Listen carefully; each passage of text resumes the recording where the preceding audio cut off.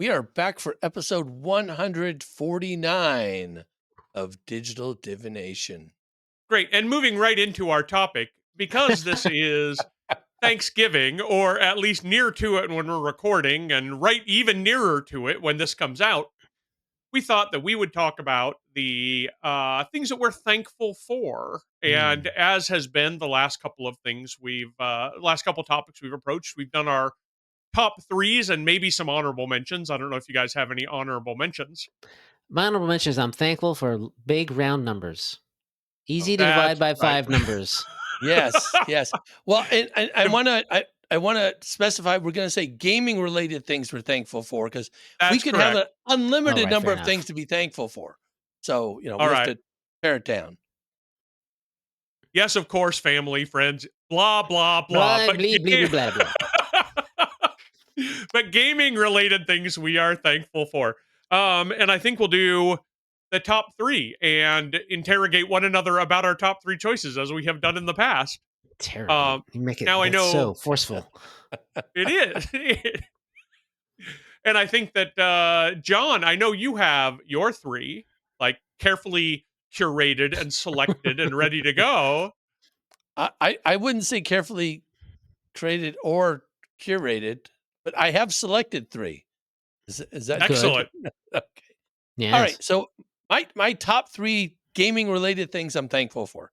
The first one, and it's kind of cheating, I'll say, but it's for all my gaming friends that I have to play with that have helped me get through some very challenging times. We all went through COVID here, obviously the last couple of years, but even prior to COVID, I went through my transplant, and it was great having support of this group of friends that I developed through gaming that I wouldn't have had otherwise. I was just telling my wife today that's like, wow, I'm so glad that I have all these gaming friends from various groups I can see in person or online and do stuff with. It really makes for a much more fulfilling life than if I didn't have Yeah. all these wonderful gaming friends.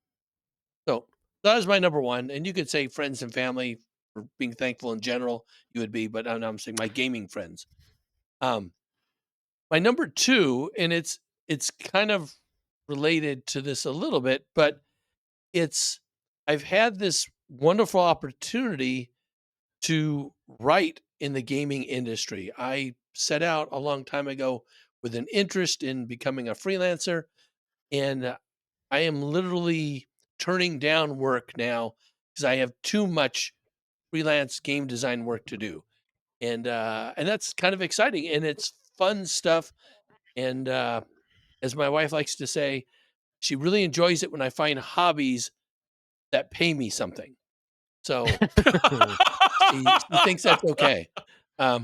So Yeah. so that's it's a lot of fun to have that opportunity and to connect with a lot of other people. Like I just met somebody new on a Discord that we're both working on a project, and I had never met before, talking about stuff. So that's kind of my number Oh, 2 that's thing, really being neat. able Nice. to do that kind of freelancing. And then the third one, and this is kind of, again, I'm kind of cheating a little bit. I've had this opportunity to do 3 wonderful gaming podcasts now, including this one with 2 of my great friends. And like this is nearing 150 episodes. Our Intrepid Heroes, I just posted episode 172 up for that. And for my presenting, which Wow. I haven't done for a while now, that has over 105 episodes. And to be able to have this opportunity to share and learn, but more importantly, I'll say is like through Intrepid Heroes and through my presenting, I've been able to meet lots of people in industry and get to know them. And I feel very, very fortunate that when I go to conventions or I interact with people online, or there's like so many people that I've been able to connect with, get to know, and make more friends in the industry and get more freelance work because of that. So this whole thing is kind of related, but especially you two, it's like I get to talk with you two several times a week now because we have several things that we're doing, and it's just kind of a fun connection that this podcasting has brought to me. So Oh, that is those really are sweet. Those Yeah. are 3 kind of gaming related things I'm very thankful for. Oh, those are a lot of That's fun. very nice. So should I Jason, yeah. What's that? I was going to say, I could have done just the same kind of list, right? In fact, I was wondering whether to put freelancing on my list. I went in a different direction. Do you Yeah. have overlap, Jason? What do? Oh yeah, I mean, a lot of ways I would say mine are very thematically similar. What I was going to say. I'll go ahead and get into the details, but like, yeah, my number one is my gaming groups, my gaming friends, my gaming groups. You know, specific. You know, that I feel very privileged to have gaming groups. The Intrepid Heroes group, having great fun with that, running that, and they all sort of give me little different things. I would say, basically, right? Intrepid Heroes gives me a chance to sort of like kind of do stuff for kind of an audience, right? People out there watching it, and trying to have good fun with that, and trying to like spice up the way I do GMing, that kind of stuff. My other gaming group, the other Tuesdays, I do with some people that I work with, some people that we used to work with, another friend of ours, playing Pathfinder Second Edition since right before COVID hit. Went virtual to finish off Strange Aeons. We finished Abomination Vaults just like a month ago, and now Luis is running us through Fist of the Ruby Phoenix. We've had like Ah, 1.5 Ah, sessions for that, and that's going to be really fun because I'm going to get to play a character who is weird, and just in the way that you can do with Pathfinder. I'm playing a puppet, the Sukumagami heritage of puppet, because I'm a drum, and uh-huh. as a bard, I play my face. Basically, so Play my face is yourself as a I play puppet. myself as a puppet and a drum, and so I'm just like, yeah, come on, let's do it. And I'm trying to be the cheerleader for the fighting group, basically, like cheer everybody on. You can do it. You can do it. Joe is playing a metal gorilla. Two of the players are bringing their character forward from Abomination Vaults, and then you remember Joanne? She's playing like a reincarnated reincarnated dragon magus, basically. oh, Do you have a monk in your Fist of the Ruby Phoenix game? No, we don't. See, we had when we played, and I had a great GM guy by the name of John Godek. You might know him. oh Um, yeah. Yeah, but yeah, I know that guy. I had every intention of playing a fighter and seeing what a fighter was like when we showed up for our session 0 for Fist of the Ruby Phoenix. Yeah. But one of our friends, our friend Mark, had already made a fighter. I'm like, well, Mm. fine. I guess I'm not going to make a fighter. That's fine. I can let Mark do it. And then people were going around talking about what they want to play, and it got back around to me, and I'm like, is nobody playing a monk in the monk themed adventure path? Well, Yeah. I guess I'll play a monk then. And I had a great deal of fun playing a monk. Cool. Good, good, good. Um, See, I'm already to my third of 4 groups I want to mention. Some of my friends back in New York, who I used to run Pathfinder for. We got through tons of APs.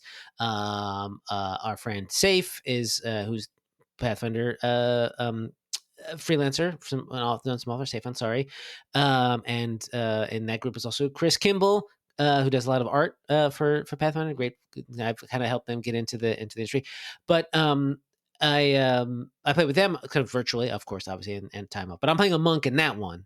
I'm playing a halfling okay. monk who's also the healer and the cook. But I'm basically going like around just like, hey, and we're running through something that Safe is sort of making up. It's all Moangi Expanse kind of like something's going down. He did a cool thing where he like some terrible fire burning is coming down or whatever, and he did little things. What we'll do is we'll go back to some of the older campaigns and play like what those people are doing now not those people, maybe new characters, but sort of in those areas, like what's happening in Ustalav, what's happening in the Shackles, like kind of stuff and seeing what's happening for this apocalypse that he's Wait, are those throwing at Galarian. your characters from Yeah, back old in? characters some of them are Oh, playing, some that's of them are really neat. uh, not necessarily old characters, but like related to the old characters.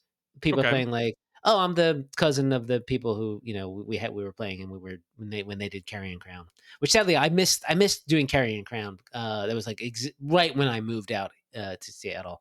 Mhm. I gave them I did some videos for them though. I basically did the reading of the will. I was pretending to be the dead professor, that sort of kicks off the AP. Anyway, that's a occasional Thursday. I don't make it to that one a lot, as much as I'd like, because the timing is often conflicts with the final group I'm going to mention, my every Wednesday night group, which we rotate GMs. We've been playing for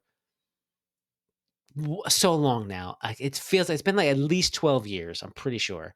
Wow. And it is just good people, good fun. We play weird campaigns, little brief 5, 6, 7, 8 sessions. Always changing up, always changing DMs. Sometimes going back to some old stuff. Like we keep going back to our old 1920s English countryside murders, mysteries, or every Halloween we play vampires in the What We Do in the Shadows vein. So that's like super grateful for them, because they're because we're just kind of goofing around. We're barely playing a game at that point.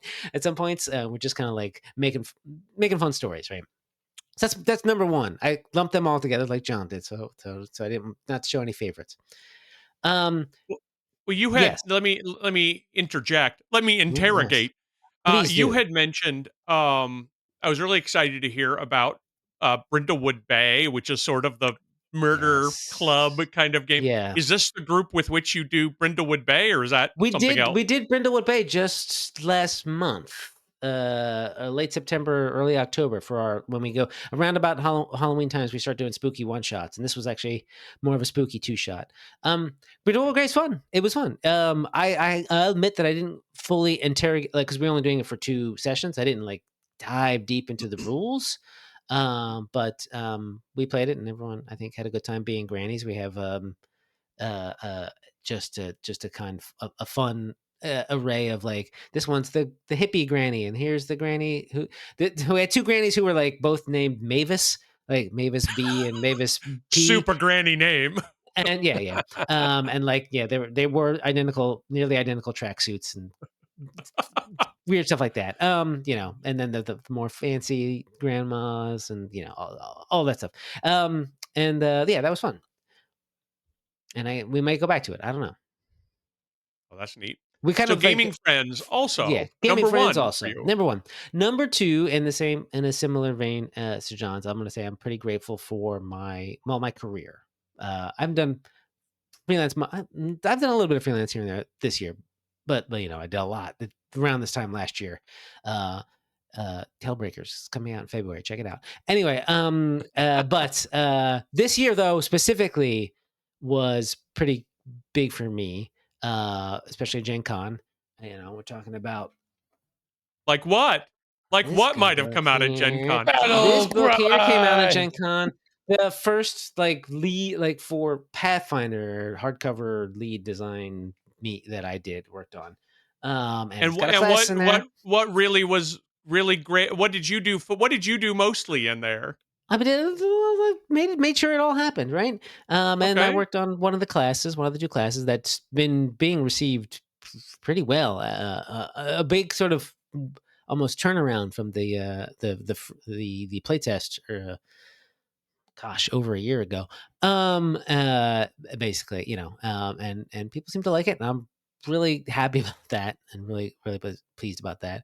Starfinder Infinity Deck also came out, which I worked Yeah. on. That's when it came out at Gen Con. So there's two kind of big things that have been one of them brewing in the background for a while, and this now a book. So I'm pretty happy with that. I get to make, Ron, we get to make this weird stuff up for a living, Yep. make up fantasy stuff. And, it can be weird. It can be kind of grueling sometimes. It can be a job, but also I don't know. I can't think of any other job that I kind of would want to have, honestly.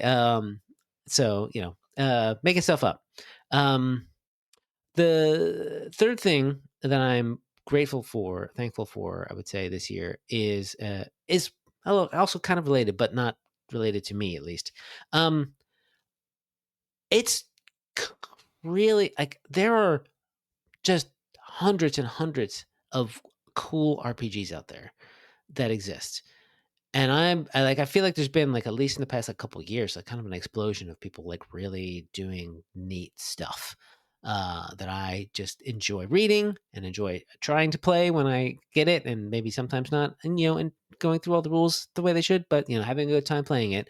But just sort of experiencing all and especially in the sort of indie market, I would say there's just been a explosion of stuff that I can't even I can't even read it all. You know what I mean? Like, there's just so much out there that I can't get to it, and it's stuff that's Forget play it all. You can't even read exactly it all. just Yeah. getting it. Just kind of figure out what to get and what's going on, and is just very exciting. Very Yeah, exciting times. Kickstarters are my kryptonite now, man. I gotta be careful. Yeah. There's so I kickstarted a new Gosh. board game just today. I'm part Oh, of the yeah.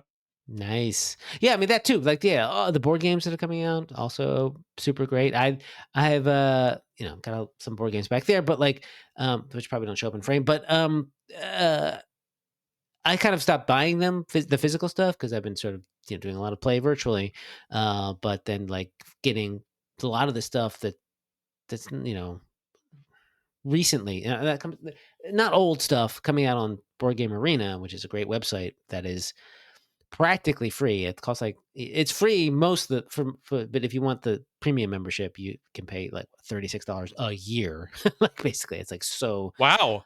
it's so cheap to play. Get the premium on that, and once one person in your friend group has the premium membership, you can play all the games with them. Hmm. So I'm really grateful for all this sort of ability to play games. Not unrelated to the, I guess, the gaming group from number one. This is just sort of like the existence of all these games. They're out there. the existence of games. I think that's Yes, good. I'm thankful for existence. All right. Well, Think just the games. I've what got about you, Ron? Yeah. I've got a little bit of overlap with the last points. Let me go at this in I'm going to go at this in a slightly different way. I I love and cherish all my gaming friends, but that's not on my list. The way I went about this was this: things I'm thankful for. My number one thing that I'm thankful for is fifth edition Dungeons and Dragons, and here's why. I've been able to get over the past couple years. I've been able to get into a lot of games very easily because everybody kind of knows and can jump into Mm. Dungeons and Dragons. And even when I'm doing some things on kind of a volunteer basis, right? Sometimes, hey, I can run stuff at your community center. Great. All these people know how to play Dungeons and Dragons. I'm like, I too know how to play Dungeons, right? I have I've had to dial back and I've not yet dialed back enough, but I have 10 active games I'm in. Some of them are only monthly, but I have 10 active games I'm in, and half of them are Dungeons and Dragons games. Mhm. Um, and a lot of them are either people who are experimenting with the Dungeons and Dragons rules to kind of get at some old classic adventures. I just wrapped up a Village of Hamlet fifth edition game, which was a lot of fun. And I get to play right now. We're in Expedition to the Barrier Peaks fifth Yes. edition, which is a lot of fun. So half the games I'm in are Dungeons and Dragons. Um, the second thing that I'm grateful for are the phenomenal stories of Pathfinder Second Edition. Because I will say, I'm in I'm in 5 different D&D games. 3 of those are D&D games in which I am running a Pathfinder story. I've got Oh. 2 where I'm running the Stolen Fate adventure path, 2 very different groups. And 1 where I'm running Season of Ghosts, which is Mm. working very, very well. Um, that has been a lot of fun for me to be able to have. Okay, well, I can be able to know D&D well enough to be on the fly to be like, well, I have this awesome story that's going to unfold and give you kind of you players a lot of not just a lot of neat things that happen, but like a lot of, even in an adventure path, a lot of narrative control over what you emphasize or what you don't, or what you pursue or what you don't. And I know I have a confidence that there's this huge framework that fits the whole story in that is going to be very easy for me, not just today, not just 3 months down the road, but like, a year, 2 years down the road. And then I've got a couple of Pathfinder Second Edition games I'm in. My second longest running game I've been playing in is a Strength of Thousands game, Mm. which we realized Yeah. we're coming up on 3.5 years. We've been playing that so long that we started it when I was at Paizo. We played all the way through when I was at Wizards, and now we're still playing, and I'm Yeah. back at Paizo again. So that's been a lot of fun. In the middle of book 5, and it's been roughly the same group throughout. Now, admittedly, it is taking us forever because it's one of those Friday night games where everybody wants to spend half the session kind of talking about the week that happened. And these people have become a Yeah. lot closer over the, almost 4 years now that we've been playing. And that's really what part of the real joy of it, right? Is that I've got a story that I can tell, but it's also the people around the table are having so much fun with each other. And it's great to have so many of these stories that permit that. I do have to say, while I'm on number 2, great stories for Pathfinder Second Edition, I was really excited to be part of an office campaign when I was at Paizo last time, which ultimately became the standalone adventure Malevolence, the haunted house Oh, fun. standalone adventure. That was from a campaign that I played in under James Jacobs, and I have cajoled James Jacobs into starting another game now that I am back, in which I play a guardian. Um, Yes. so we have not yet gotten to second level. We have played exactly twice we had session 0 and we played twice. And I spent a chunk of the first session unconscious, having successfully taken hits for everybody. Oh boy. And in for more than half of the second session, I was at 1 hit point and Ooh. still able to like mock people, like, come on, bring it on, bring it Yeah. on. Yeah. And I think one of the points we had somebody that hit me, but for only 1 hit point, which my resistance brought to 0. So I did not go down. Mm-hmm. Anyway, it's been Exciting. a delight. That is a Yeah. fun Yeah. class to play, let me Yeah, yeah. tell you. No, Joe's Metal Gorilla from Fist of the Ruby Phoenix. He's playing a guardian, basically, Okay. right? So I'm getting to see it in action, and he's just like, yeah. The first time we had a fight it was basically like, I'll take that damage. I'll take it. Like, oh, thank goodness, I'm just a little tiny drum. Don't let anyone hit me. You're the only one that gets to hit you. You're the drum. Yeah, exactly. But and so very thankful for the great stories and the great storytellers that I'm really privileged to be among at Paizo, working on Pathfinder. And I have to say, number 3 is this is a little bit of the overlap, Jason, which is the and everything else. I'm really lucky that if you've been counting, you're like, well, Ron's got 3 other games, right? Those are all Mm, different systems. I mean, a game of yeah. Daggerheart that is a lot of fun. It is really neat to see the way a game that approaches similar topics of kind of the role playing game, but from such a different and flexible way that Mhm. it can be translated to a lot of different genres, a lot of different Mm. rules, but keep the same kind of I feel like I'm an adventurer chassis, and that's been really great. It is also John Godek who Yay! runs us in Mm. Daggerheart.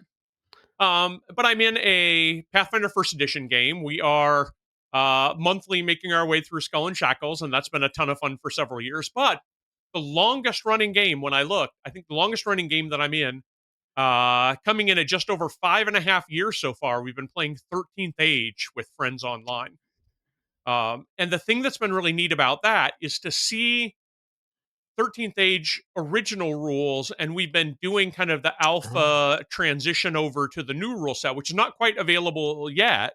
okay. Um, but as our GM's been very good about as it gets updated to like here's the latest version, that's what we pick. So we've gotten kind of used to having rebuild our. I've gotten used to having to rebuild my wizard a couple of different times.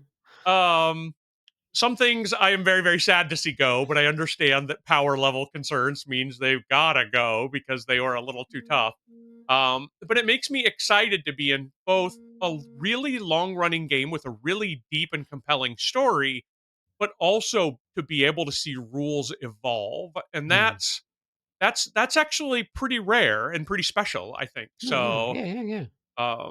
I've been really thankful that way. And you can see through all three of my things, there is oblique thankfulness for the people that I have the privilege of playing with, Yeah. but I wanted to frame it in a specific way about the games that I have. Nice. Awesome. Daggerheart is one of the ones I have to check out at some point. I'm sure.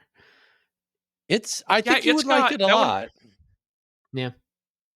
Well, it reminds I me a want to lot try out of. Draw Steel. Oh Me yeah, that too. one too as well. That's I've seen another that. one that I'd like to try. Yeah. Yeah. But anyway, you were You saying, remember, John, I interrupted. yeah, you remember when you ran us through Scum and Villainy? Yeah.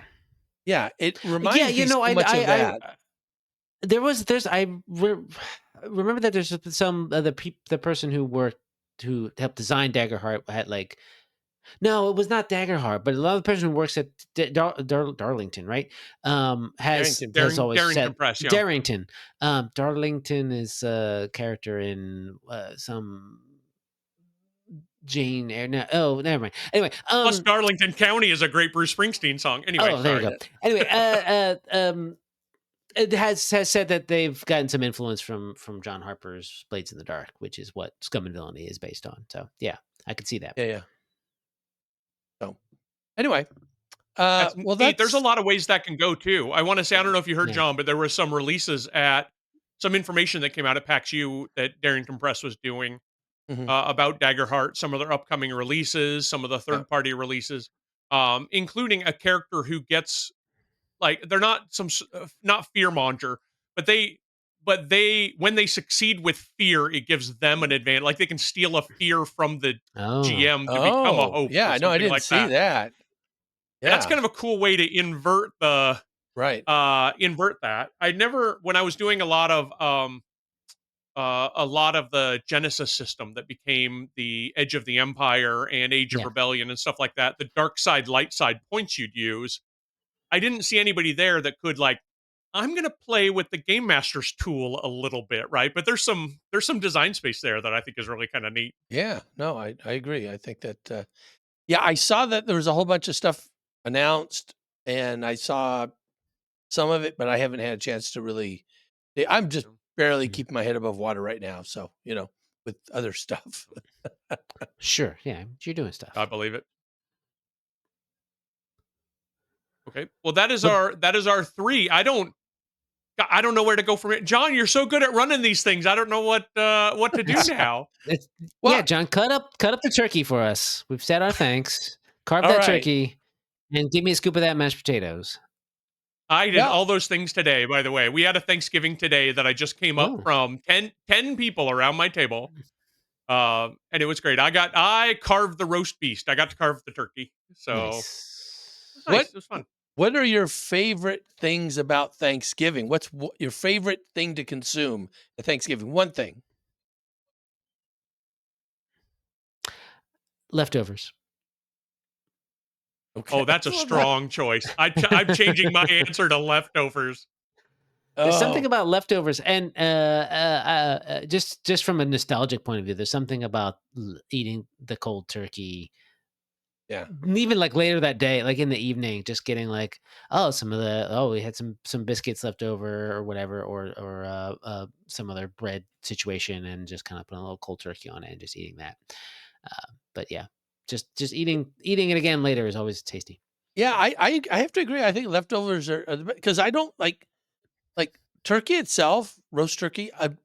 It's just we have it at Thanksgiving, but we usually don't make it any other time because it's not doesn't seem that wonderful. Though I'm going to smoke a turkey in December because I want to see how that Okay. tastes. So I got a Thanksgiving turkey I'm going to smoke afterwards. All right. It's it sounded like a real threat. I'm going to smoke a turkey. Well, one of I'm gonna these. smoke the heck out of that turkey. I might have somebody over to test that. That's all. I will say that if I were to talk about what is being served at Thanksgiving during the meal, not leftovers, there's Sure. something I've always liked, and it's probably a really dumb thing, but I never have it any other time of year.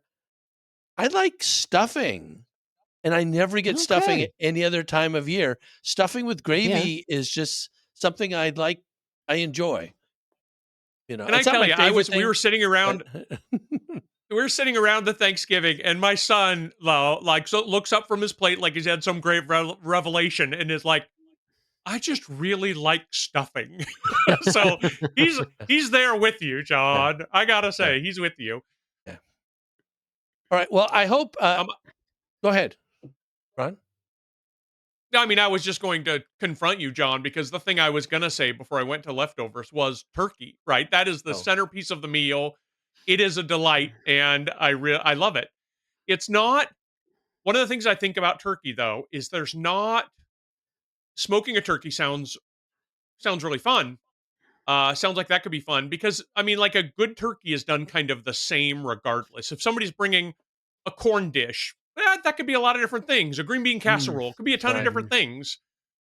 Even mashed potatoes can be a ton of different things. But turkey is the one. It is the lodestar. It is the linchpin around which the Thanksgiving meal turns, and I give it its Yes. appropriate due as a result. Very good. Very good. Well, I just wanted to wish both of you and all our listeners a happy Thanksgiving. And Yeah, to you. Without them, we wouldn't be here. So thanks to all of the listeners. Yeah, none of us Yeah. said that. Oh shoot, was that not gaming related?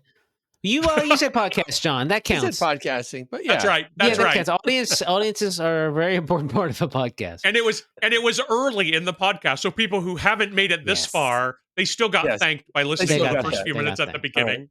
Good. All right. Well, gentlemen, as always, it's been a lot of fun. I'm A pleasure. John. And I'm Ron. And I'm Jason, and this has been Digital Divination.